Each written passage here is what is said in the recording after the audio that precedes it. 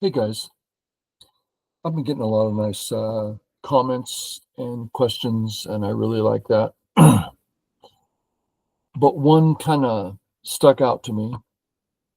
He's saying that's great. He's really appreciates the input output content, um, and how he wishes he could think that way during a game. And that struck me because that is, after all, the purpose and the goal is how do we do that during a game? Now, I think the answer is important. So, a couple parts to it. Part one, get an understanding. Now, that's not too tough. I mean, there's lots of people putting out Go content. If you want that information from me, just go look at the different things. Lots of times I've talked about the list and how to train your mind. Okay, so get that information. Most people 3Q to 5Q, they pretty much understand that stuff, which leads us to part two, and that's much harder. I would even go so far as to say part one is easy. I hate to use the word easy, but I think Go is fairly easy. The hard part is self-discipline. How do you do the thing you know? I've had countless students struggle with they're not doing the thing they know. I struggle with it too. So the way to do it is by how do we form this discipline? How do we get there? Once a week, play a game where you've got loads of time and your plan is to not win or lose, just think well every move. So let's sort of do that here. I say sort of because to do that properly, it would be a long game, lots of explanation. Um, uh, I remember Cho Chikun, a super famous professional 9 Dan. I remember when he was 6 Dan, so we're going back 50 years. Very world famous player. And I saw him play a game, pretty much speed Go for professionals, which means you have 30 seconds per move and you have that 10 times. So as long as you play your move within 30 seconds, you have all the moves you want. But when you go further, now you've got 9, now you've got 8.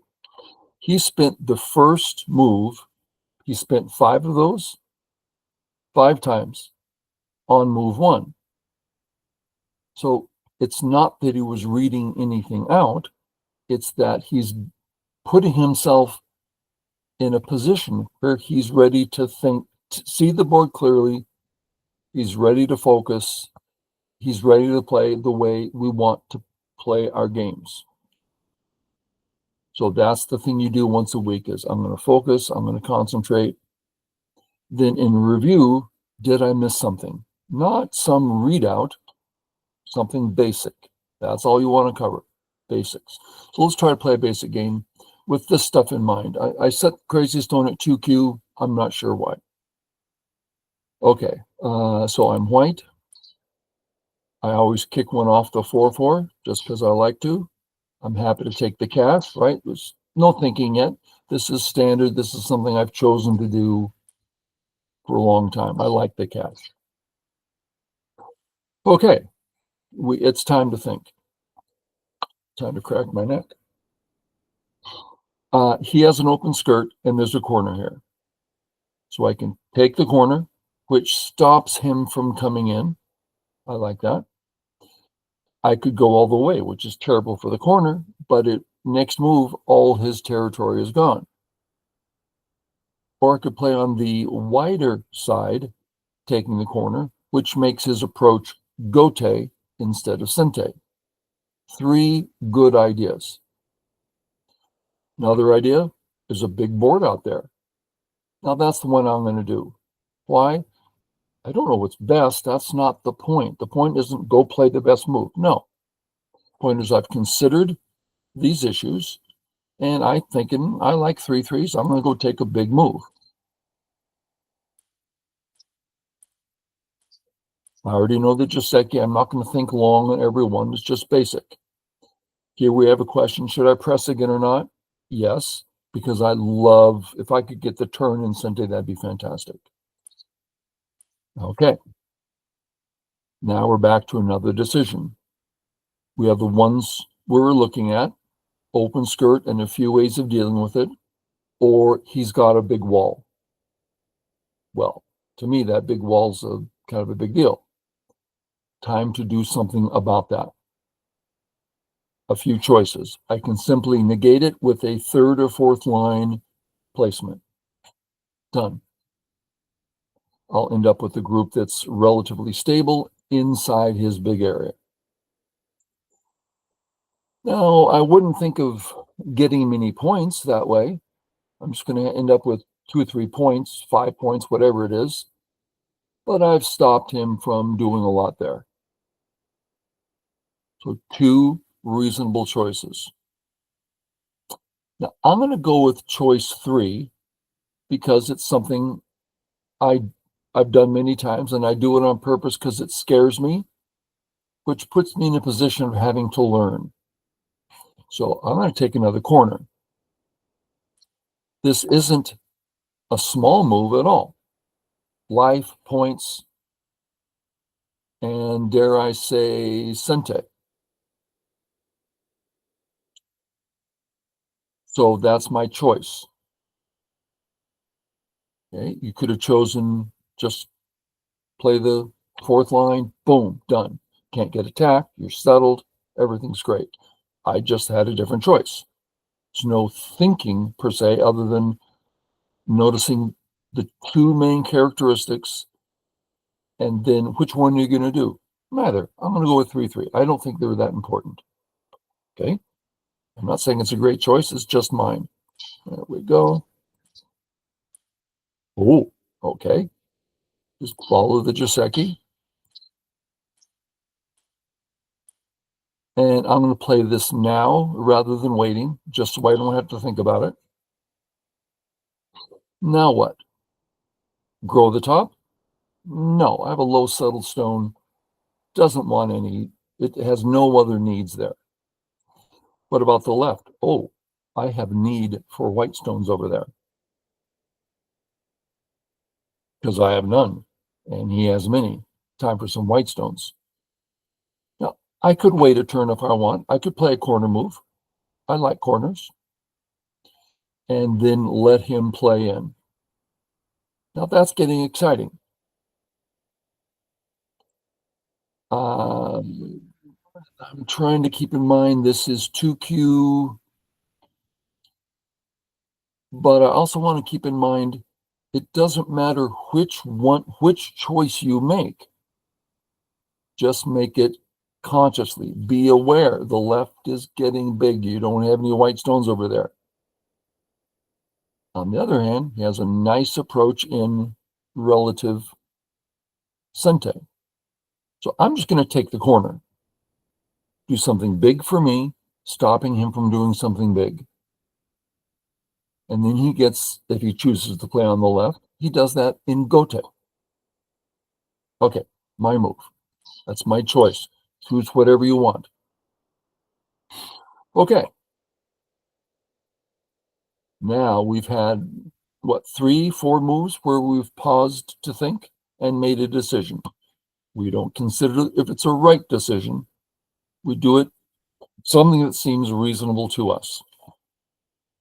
Time to do it again. Choice 1. Somehow deal with the left. Choice 2, think it's not important, play another corner move. Interesting. If this was a real game, there's a real chance that I would just play my corner. But let's say we're going to come in. So coming in, he has two areas. This area is difficult for him because I can get a free move anytime I want it. Okay. Area 2, I can focus on now. But looking at area 2, it doesn't look that big to me. He doesn't have much center. It's just this one area. So I'm not seeing the entirety. Now check it out. I'm talking, this is how we're supposed to, this is our thinking process. I'm seeing three areas, area 1, 2, and 3. To me, they're all very different. Sure, we can see them as one large area, but if we're going to deal with them, we need to know which of the three. Well, this one, not concerned about, because I have two moves there anytime I want. First one for free. This area, I just don't see it as that big. And the third one is center. I'm less concerned. So I think I'm going to spend another move away. But this time I'm going to just come on out because that's a spot he'd really like. And I don't love it, but I certainly like it. So I'm going to come on out. Okay. Not Sente. What to do? I can kick. And then what? Kick and pinch. As I pinch, that's sort of a way into his area. Right? When I kick, I'm already defended. And he has a 2-stone wall that's not attached to anything. So when I pinch, he's running. That's a natural way for me into his area. Don't I want to come into his area? I've been looking forward to it. And now we found an easy way. 1, 4th line, because we want to be in the center. Okay. Where to? Remember the important part. I have no idea. You have no idea. Not zero idea, but no, we're guessing, right? Where shall we play? Step 1, I'd like to help my stone. Okay. Step 2, he does have a weak group here. Okay. Am I attacking or defending? I'm defending. What's the simplest thing? Go out through the wider road. I love these little quotes. They help me tremendously. Which one's wider? This one's wider. You can see my cursor. That's a wide road. Let's go out. Okay. Shall we go a single step? I'd rather not go a single step. I'd like to go a little faster. Knight's move? Well, we know better than run with the knight's move. What about this one? Getting out, not cut, ready to launch. Well, at least an obvious weakness, and then we're surrounded. Could you read that out? White, black, white, surrounded. I'm not thrilled. Is there another one? There's the fast one. Please cut me. That's what we're saying. Please cut me. When you do, I will do something nice for myself. I'll sacrifice the stone and do something nice. There we are. The only one I like, so I'll do it. Click pause, rewind. I want to make sure I said this well.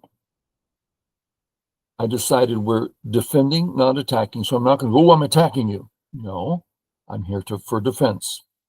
How to defend? I'll go out through the easier path.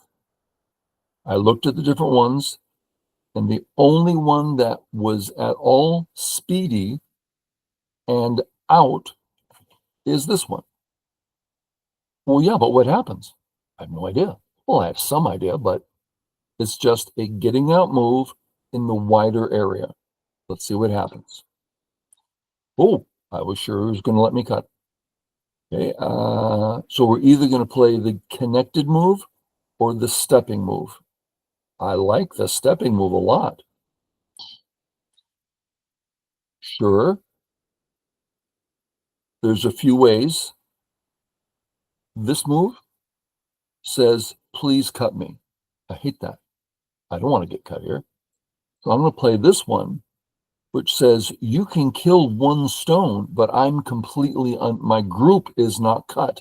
Please take the one stone, please. You don't want it? Okay, I'll keep it.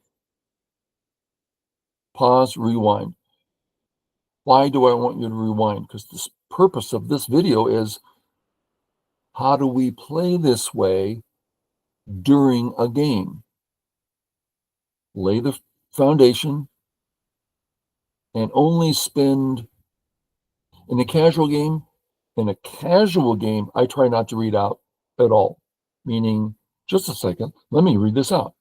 No, just play things that I'm familiar with, maybe short readouts. In a serious game, 5 readouts, 6 tops, because the clock's running. It's an exhausting thing to do. I'm playing right now. Remember this 8 Dan I'm playing. We're in this epic game, and I'm like playing rational moves. That's all I'm doing. 6 times in that game, I let my clock run and I read something. I don't like that. Takes a lot of time and effort. Okay, so here I am doing that. I will fix. There's a few ways of fixing. I like fixing this way because he's got cuts and it uses up liberties. Sure. So out. Notice, so it's obvious. Not the Hane, I'm just cut. If the only move is to step, sure, but don't you want to go faster? 2 choices. Neither one's cut. Which one's better? Don't play near his thickness. That you can't do anything near a wall, so play away from his thickness. I am going to fix. Here's one way. What's the benefit?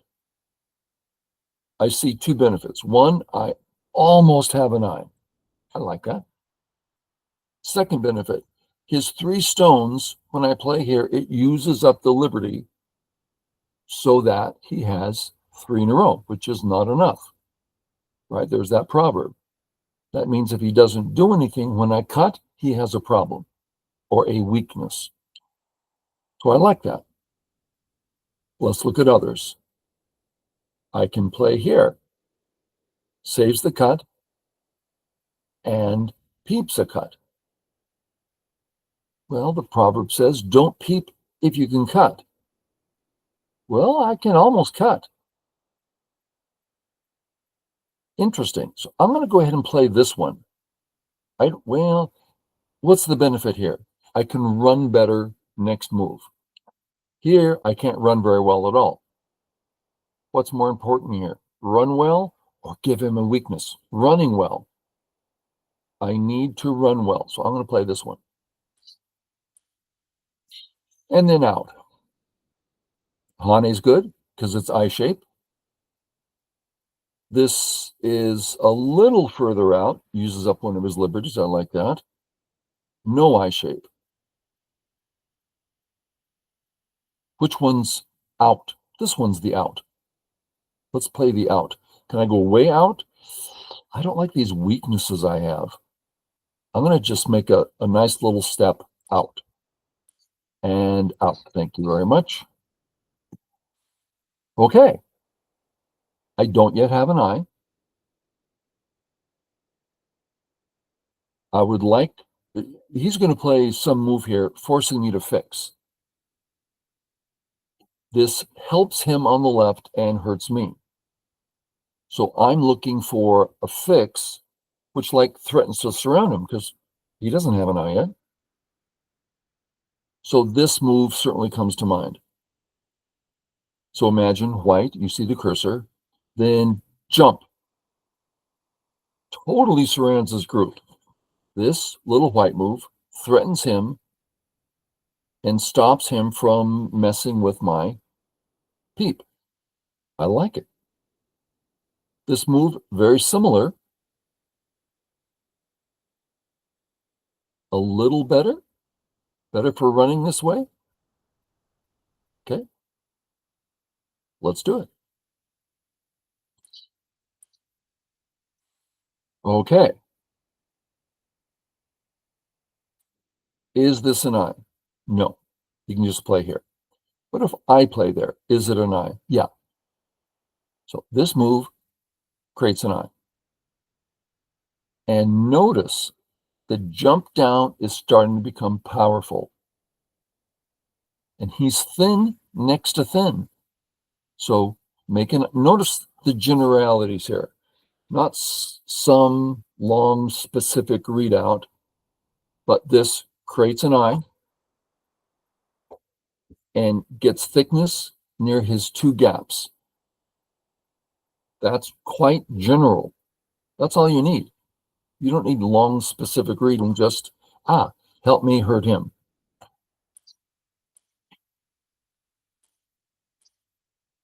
Am I alive?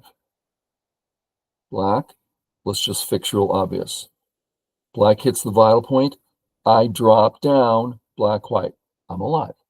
I don't need to play. Notice he just fixed this gap in Gote. What's next? Well, I can play and boom, I'm alive. I like that. It also makes his 3 in a row, where it's the proverb, not enough. 3 in a row is not enough if the liberties are full. So I'm alive. I think I'm alive. Yeah. Life, and now the cuts are getting interesting. Good enough. Well, what if you do that? No.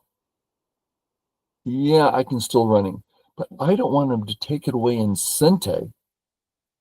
I'm just going to live. Enough is enough. Is that the best choice? I don't care not. Hello. I have 20 minutes before I need to do my lecture, and I'm doing a recording. Do you need me? Well, it depends on how bad you feel about me waiting on you yesterday. Real bad. Okay, guys, I'm calling it. Catch you later. You don't post that.